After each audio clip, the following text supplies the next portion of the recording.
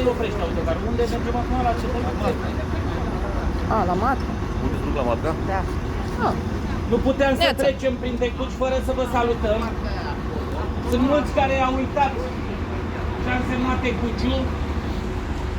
Sunt mulți care au uitat istoria noastră adevărată.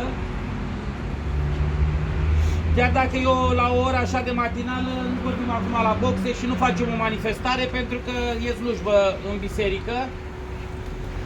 Mergeți și voi și spuneți o rugăciune, puneți o lumânare pentru cei care au trecut la Domnul din cauza jafului care s-a întâmplat în ultimii 30 de ani în România. Este teribil ce s-a întâmplat aseară la Piatra Neamț. Este încă o dovadă că sistemul ăsta nenorocit trebuie să cadă. Dar e duminică dimineață, mergem, aprindem o lumânare, spunem o rugăciune.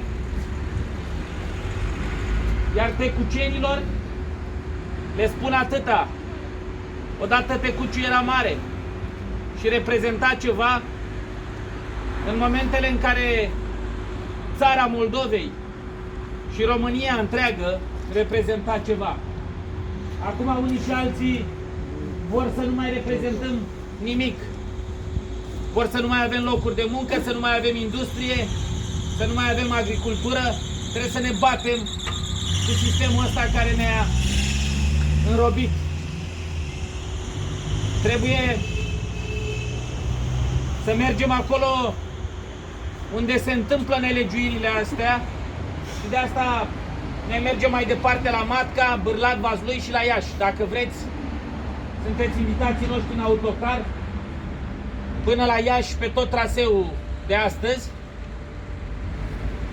Dacă nu puteți, vă rugăm și în Tecuci și în toată zona, că suntem aici la întâlnirea județelor Galați, Vaslui și Vrancea, vă rugăm, sprijiniți-ne și apărați-ne voturile, pentru că românii află de noi, pentru că românii se trezesc, dar o să fie o fraudă imensă și avem nevoie de voi în secțiile de vot.